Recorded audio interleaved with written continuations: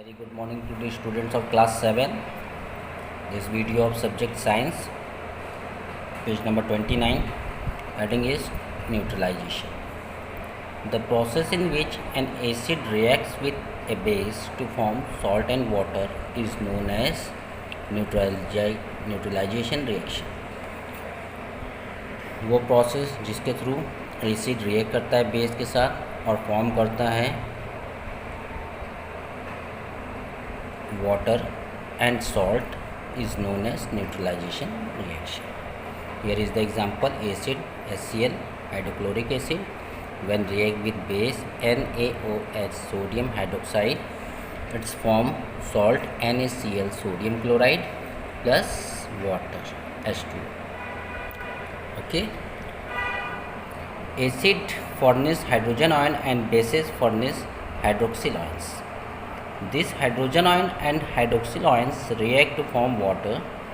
On the other hand, positive ion of the base and negative ion the acid react to the salt. यहाँ पे क्या बता रहा है आपको कि when hydrogen ion of the base furnish hydroxyl ion, this hydrogen ion और hydroxyl ion दोनों रिएक्ट होकर क्या बनाते हैं? Water. On the other hand positive ion base के और निगेटिव आयन एसिड के रिएक्ट करके क्या फॉर्म करते हैं? Salt. Okay. Here is application of neutralisation in agriculture. Sometime due to acidic rain और due to excess fertilisers the soil becomes acidic in nature which can damage the crop. कभी कभी क्या होता है कि एसिडिक रेन की वजह से, एक्सेस फर्टिलाइजर्स यूज़ करने की वजह से the soil become acidic, soil acidic हो जाती है which can damage the crop, जो कि क्रॉप को डैमेज कर सकती है. Thus farmer reduce acidity of the soil by adding calcium hydroxide to it. तो उसकी एसिडिटी को कम करने के लिए, एसिडिक सोल्यूशन को कम करने के लिए उसमें कैल्शियम हाइड्रोक्साइड को मिलाते हैं farmers. To remove indigestion, our stomach releases hydrochloric acid. हमारे स्टमक में फूड डाइजेस्ट करने के लिए हाइड्रोक्लोरिक एसिड जो है वो रिलीज़ होती है which help in digestion. But sometimes over production of hydrochloric acid take place which causes acidity in stomach. कभी कभी एसिडिटी हो जाती है. तो क्यों होती है? हाइड्रोक्लोरिक एसिड ज़्यादा रिलीज़ होने की वजह से. Antacid tablets containing magnesium hydroxide. Antacid tablets हम लेते हैं जिसमें मैग्नीशियम हाइड्रोक्साइड होता है to the person suffering from acidity to neutralise excess acid, जिसकी वजह से एसिड जो होता है वो न्यूट्रलाइज हो जाता है. प्रोड्यूस इन द स्टमक, जो हमारे स्टमक में प्रोड्यूस होता है हाइड्रोक्लोरिक एसिड. तो मैग्नीशियम हाइड्रोक्साइड की टैबलेट्स हम लेते हैं, ठीक है. तो उससे वो एसिडिटी जो होती है वो क्या होती है? न्यूट्रलाइज हो जाती है. फिर होता है ant and bees bite. The sting of ants and bees contains formic acid. जो बीज की स्टिंग होती है उसमें फॉर्मिक एसिड होता है. This can be cured by rubbing soap. इसको हम क्योर कर सकते हैं सोप को रब करके. The acid base neutralisation reaction take place which result in reduce pain, जिसकी वजह से जो पेन होता है वो रिड्यूस हो जाएगा. Sting of yellow wasps. The sting of yellow wasps contain an alkali. Okay. तो येलो वॉप्स जो होती है उसके भी स्टिंग में क्या होता है? अल्कली होती है. This is neutralise by rubbing acetic acid और अफेक्टेड एरिया ऑफ स्किन. तो एसिटिक एसिड को वहाँ पर अफेक्टेड एरियाज में हम जब रब करेंगे तो न्यूट्रलाइज हो जाएगा और आपको पेन से रिलीफ मिलेगा. Next is disposal of factory waste. The waste of many factories contain acids. Before disposing of the factory waste are neutralized by adding basic substances. तो फैक्ट्री में जो भी चीज़ें प्रोड्यूस होती हैं तो उसमें एसिडिक फॉर्म ज़रूर होता है. तो एसिड जो फॉर्म होता है तो उसको ऐसे डिस्पोज नहीं करना चाहिए.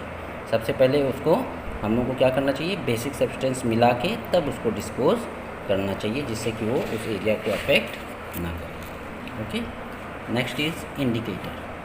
For identifying a substance as an acid or a base, we make use of certain natural chemical substances which show a change in color when placed in acid medium base medium और the neutral medium. तो हम particularly acid और base को find करने के लिए indicators का use करते हैं, नेचुरल इंडिकेटर का भी, है ना, जिसकी वजह से हमें ये पता चलता है कि वो सब्सटेंस एसिड है कि बेस है। और वो कैसे पता चलता है कि उसमें वो मिक्सअप करने के बाद कलर चेंज होते हैं। Okay, these chemical substances are called indicators. और इन सब्सटेंसेज को हम क्या कहते हैं, जो हमको क्लेरिफाई करते हैं कि पर्टिकुलरली गिवन सब्सटेंस एसिड है कि बेस है, तो उसको हम लोग नाम देते हैं indicators. Thus indicators can be defined as, indicators को हम डिफाइन कर सकते हैं, a substance which give different color in acid and basic medium and helps to differentiate the two types is known as indicators। वो substance जो different colour देके acidic और basic medium में हमको हेल्प करता है डिफरेंशिएट करने में कि गिवन टू सब्सटेंसेस क्या हैं, उसको हम लोग इंडिकेटर्स कह सकते हैं। Okay, I think up to here you are clear. Next is most common indicator used in our homes is turmeric. हमारे घर में जो मोस्ट कॉमन यूज इंडिकेटर है वो टर्मरिक मतलब हल्दी को यूज़ करते हैं हम लोग। Turmeric is commonly used as spice in preparing curries in the kitchen. तो टर्मरिक तो हमारे घर में सभी चीज़ों में ज़्यादातर यूज़ होता है, करी बनाने में, दाल बनाने में, है ना, सब्जी बनाने में, तो ज़्यादातर हम हल्दी का यूज़ करते हैं। It is yellow in colour, yellow colour का होता है, एंड स्टेन्स क्लॉथिंग येलो, और ये कपड़े को भी येलो कर देता है अगर आपके कपड़े में गिर जाते हैं। While washing when this yellow stain is rubbed with soap और डिटर्जेंट, जब सोप या डिटर्जेंट से हम इसको रब करते हैं, है ना, its colour changes to brownish, तो इसका कलर ब्राउनिश कलर में चेंज हो जाता है, रेड, ब्राउनिश रेड में। The reaction for the change in colour is that the soap contains a small amount of base, क्योंकि सोप में बेस होता है इसलिए उसका कलर चेंज हो जाता है, क्योंकि हल्दी भी क्या है, एक इंडिकेटर है ना। When the base react with yellow from turmeric, it changes its color to brownish red. Again we rub the brownish red stain with a freshly cut lemon.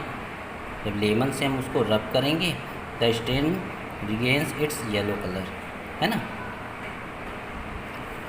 Lemon juice contains another acidic substances, lemon juice में another acidic substance होता है, it is called citric acid. Lemon में citric acid होता है।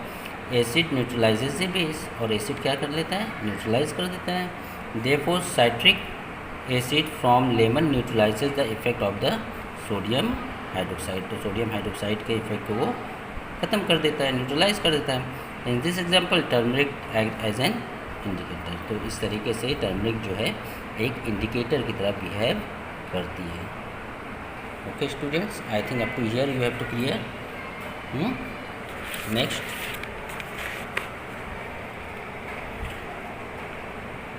indicator to learn about the acidic nature or base nature of a substance is solution। जैसे litmus, ये indicators हैं हमारे, है ना, जैसे हम जान सकते हैं। Litmus is a soluble purple substance। Litmus is extracted from naturally occurring plants the lichens, तो लिथमस को हम लोग कहाँ से ऑब्टेन करते हैं, लिचेंस से, है ना। Litmus changes its colour red in acidic, litmus जो है वो कलर चेंज करता है red in acidic solution, and it changes its colour to blue in basic solution. ठीक है, तो इस तरीके से ये इंडिकेटर हमको बताता है कि पर्टिकुलरली गिवन सब्सटेंस जो है हमारा वो एसिड है कि बेस है।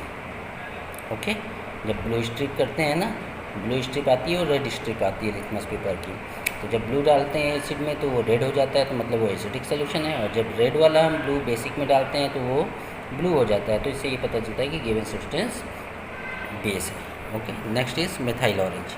Methyl orange solution is pale yellow in colour, it turns pink in acidic medium. तो मिथाइल ऑरेंज क्या है, वो एसिडिक मीडियम में जाता है तो उसका कलर जो होता है वो पिंक कलर में चेंज हो जाता है। Next indicator is phenolphthalein. A solution is prepared alcohol phenolphthalein solutions remain colourless in acidic solution. Phenolphthalein क्या कह रहा है कि एसिडिक सोल्यूशन में कोई भी कलर चेंज नहीं करता है। It turns pink in basic, लेकिन अगर हम उसको बेस में मिक्स करते हैं तो पिंक कलर में चेंज हो जाता है। ठीक है, इस तरीके से ये इंडिकेटर्स हैं हमारे, लिथमस पेपर, मिथाइल ऑरेंज, फेनोफैथलीन, ये सारे इंडिकेटर्स हैं। Okay students, I think you have to clear all these things. Okay, next time I am giving you the exercise of these chapters to you. Okay, goodbye.